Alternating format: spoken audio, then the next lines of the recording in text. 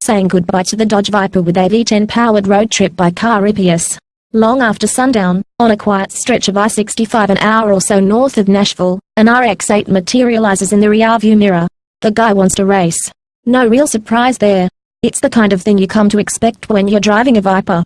More so when that Viper is the street-legal race version, the ACR, what with its towering rear wing, ground-scraping front aero, semi-slick tires and particular brand of large displacement attitude.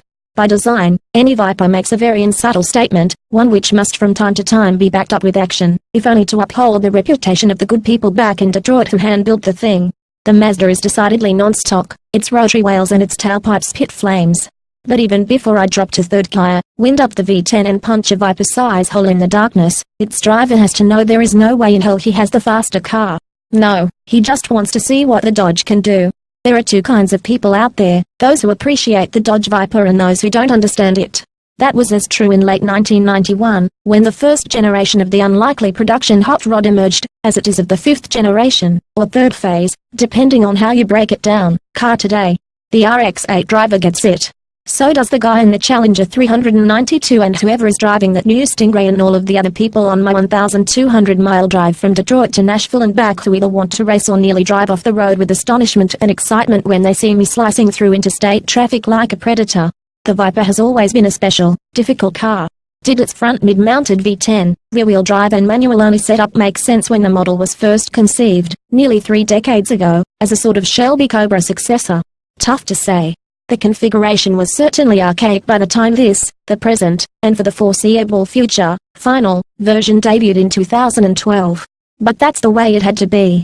To have done it any differently would have been to lose what made the car extraordinary. It wouldn't have been a Viper. Disclaimer, I have never driven one of these of any vintage on a track. I do know that in the right set of hands, the Viper ACR is faster than just about anything else on 4 wheels. Look to a privateer team 7-minute, 1.3-second Nürburgring run earlier this year, plus a baker's dozen records at domestic tracks, for proof. I will never set any lap time records in a go-kart, let alone a monster like this, but I've always appreciated the idea of the Viper. What started as a halo car became a sort of middle finger to the rest of the world. It's a manifesto, this is the way it's done in Detroit. Deal with it. The Viper experience is not for everyone. It's best described as visceral, if you're in charitable mood, crude if you're not. When you hit the starter button and all 8.4 liters of that V10 sputter and boom to life, the car rocks slightly, side to side. That engine may drone a bit while loping along in 6th gear on the highway, but that's its way of reminding you that it doesn't peak, at 645 HP, until 6,200 revolutions per minute. The chassis is rigid and the suspension wonderfully direct, which is another way to say that the setup reveals every bump and groove beneath it.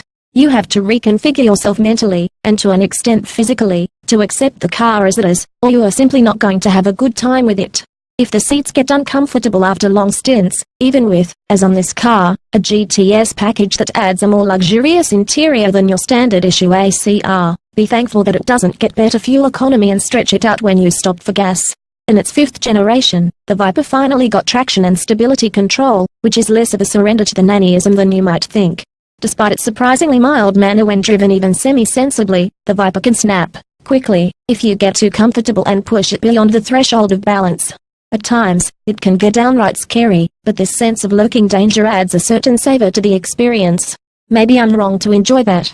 You'll miss it, though, when cars are sold without steering wheels. In any case, those Kumho ACR tires are useless in the rain. Think of their grooves as more of a suggestion of treads than an actuality, and you've got the idea. There are a few white-knuckle moments, and, driving back to Detroit, I have to pull over to let a thunderstorm pass. When was the last time you felt compelled to do that in a new car? But the Viper isn't a new car, at least not spiritually. It's all of the best parts about a classic Grand Tourer zapped into the present. Or maybe it's a vintage muscle car that's been taught to handle. Maybe, in true hot rod fashion, it's some combo of the hottest, most essential bits of everything. And while the Viper badge speaks for itself in and around Detroit, I am floored to meet Nashvillians who don't even know what the thing is.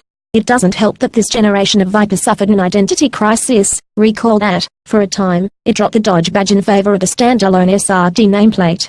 We made Vipers car life, we made Vipers. The men and women of Chrysler's Conner Ave plant Fiat Chrysler's Conner Avenue factory was unusually quiet.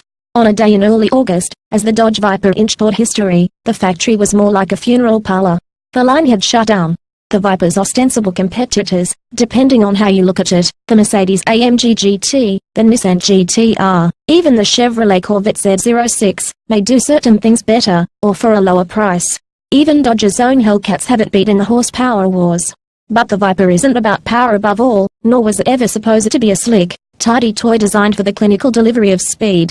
It is a demanding, rewarding, multisensory experience, built to order by hand by skilled workers in an old factory at the northern edge of Detroit.